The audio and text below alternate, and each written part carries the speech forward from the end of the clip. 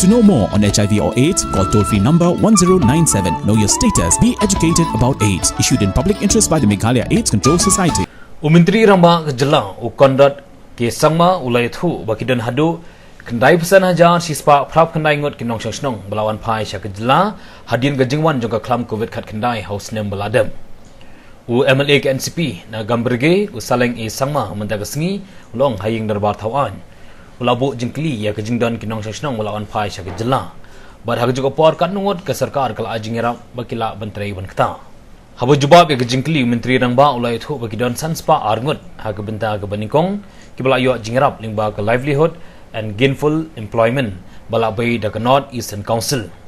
Ulong bagani ke Jingiarap Pisa sya kinong Shillong kibabon de ki samla. Kolong bakila ban Seng ya kikam bakila dep ban pentibit hadien bakila adu no ya kakam baki trai sya kiwe ki Jylla. Ukondot ulai thu ru bana Napdeng ki balawan Wanphai ki don ru ki samla ki bala trai menta haki corona ke center. Mana benta ban yo ya ke Jingiarap Pisa na ke nisi ki don ru ki kendon bahap ban board hak bahap ban penbiang ru ya ki kot kisla ki badan kam. Na ke ba pentip ru ba ke Jingiarap Pisa kolong na benta barok ki bakwa ban Seng kam ladi kenthop ru ki basulit belah. So the total number of returnees who have come back to the state due to COVID-19 pandemic district-wise are as follows. East Jaintia Hills, 4,141. West Jaintia Hills, 3,120. East Khasi Hills, 63,412. Ribhoi, 7,144. West Khasi Hills, 1,678. Southwest Khasi Hills, 890.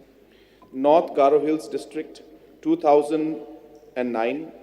East Garo Hills, 1,363. West Garo Hills, 8,883. South Garo Hills, 797. Southwest Garo Hills, 1,752. A total of 95,187. Reply to star question 32B, yes, 502 numbers of returnees have been approved for financial assistance under phase 1 of the project. Applications for financial assistance under phase 2 are being examined by the Directorate of Commerce and Industries. Mr. Seng. Mr. Speaker, sir, I would like to thank the Honourable Chief Minister for giving me the answer.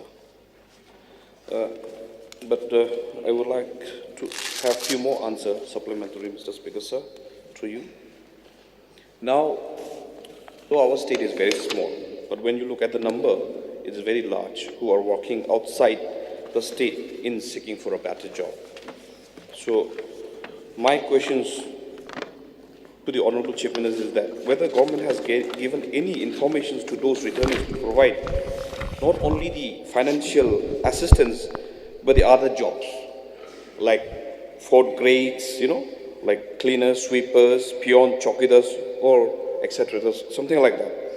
Not only the financial assistance that will help them, by giving them job, it will build not only the workforce for our state, but it will build our economy also. And then rather than the members from the immigrant working not only from the outside the state, but even from outside the country also. So if we can, give them a job within our state itself, at least, and create the workforce of our own people, I think that will be better. So any kind of information has given so far to those returnees? Sir, though the question does not relate to the question that was raised by the honourable member, but definitely it's connected to the broader issue of unemployment. So the point mentioned by the honourable member is very valid. The fact that 95,189 people were working outside and then they have come back to the state shows the kind of exposure that our people have had. And also the government obviously has realized that job creation, entrepreneurship, pushing the farmers, pushing tourism sector, pushing the food processing sector is very important for us to create more and more jobs. So in general, a lot of programs are going on in that direction. But having said that, the Honourable Member's point is very correct, that there are these individuals who have got a lot of exposure and now have come back to our state. Now, let me inform the House, sir, that a number of them actually started working in the Corona care centres. A large number of them started doing duty for the Corona programs that we had. A large number of them, in fact, are also working in different EAP projects that we have right now. In fact, just a few days back, I had opened up the Prime Hub in Tura, and there was a very young, smart lady who was there. And I found out later on that she had been working in Bangalore, and now she is working in the Prime Hub Center in Tura. So things like this have been happening, sir, but of course there is no specific program where we are doing specific issues and trying to address individual matters, but it's a more broad programs that we are doing. But a lot of them have also decided to go back. I don't have the exact number with me about that, but as I said, in different ways, sir, these things are being adjusted, and I think the point mentioned by the Honourable Member is absolutely correct. We have these kind of individuals who have had the experience and now are back into the state through this project Livelihood and Gainful Employment that was funded by NEC. A large number of them have got benefits. So some of them are getting through this. Another 400 are being listed for the next phase. And so about 1,000 of them will get, and others are getting benefit through other schemes. So therefore, sir, the suggestions given by the member are noted, and definitely we will do what we can to provide the opportunities to these youngsters. Thank you, sir. One more last, Mr. Speaker, sir. I would like to thank the Honourable Chief Minister for taking up the initiative. But I know our government, the government is very fair, but I would like to request our Honourable Chief Minister to expedite more actually, by giving more opportunity and sensitizing our people and, about the productivity and the economy within our state, seriously actually, so that our people will prefer to stay and work within our state itself. So my question is there any criteria to get selected for the financial assistance?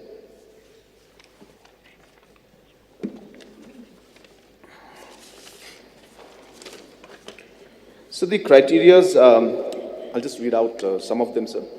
So the criterias are that the returnees should be entrepreneurs or persons employed in other private enterprises, capable of taking up self-employment ventures in manufacturing, services, and small business enterprises. 2, should be 18 years of age as on 1st of March 2020, to be supported with a birth certificate, admit card, and there will be no upper ceiling of age limit. 3, should be permanent residents of Meghalaya. Local tribal returnees should furnish scheduled tribe certificates, and non-tribal returnees should submit the permanent residence certificate issued by competent authorities. 4, non-tribals and other tribal returnees should submit the up-to-date trading license from the respective district councils. 5, returnees should have returned back to state after 1st of March 2020. Declaration in the non-judicial stamped paper to be submitted by the returnee. Education qualifications, no bar, and income level, no bars. Sir, a little feedback for the Honourable CM. The amount that was given to the youths, it seems it was going to be an electronic transfer of the funds through the Industries Department. But sir, most of these youths were employees, and the mode of this assistance is to ensure that the youths now come up as entrepreneurs for various activities, which is much appreciated, sir, whatever effort is being taken. But sir, the youths that have been selected under this particular assistance, they are not being provided with further support to groom them as entrepreneurs. So I requested the Industries Department also, sir, that there should be some sensitization program, because what is happening now, it seems that the first decision was to just transfer the amount to the youths and then let them carry on by themselves.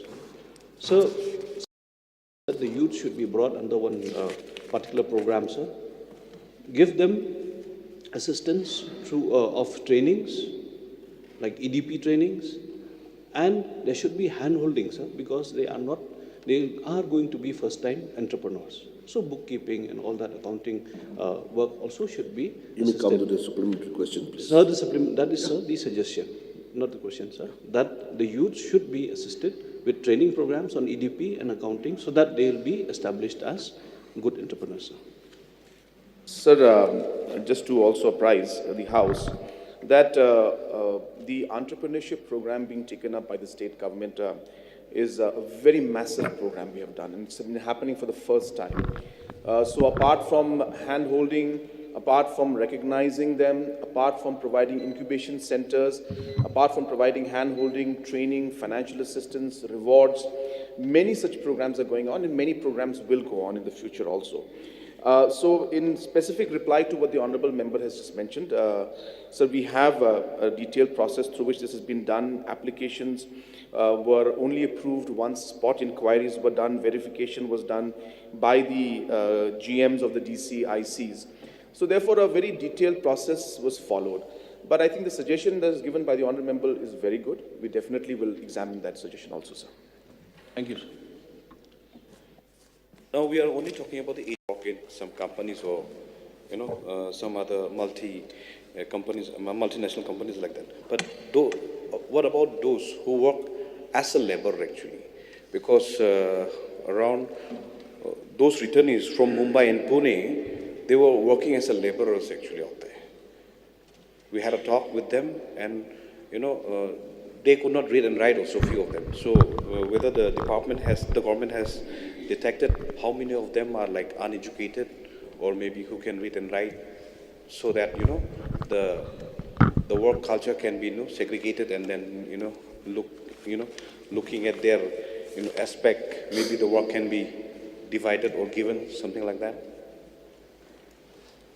Sir, as I had mentioned in my the criterias that were read out earlier, that educational qualification and income level are no bar for this particular scheme, which was mentioned, which is the Project Livelihood and Gainful Employment funded by the Northeast Council. So therefore, even though it may be a laborer, but if they are returnees and they have a plan to start up some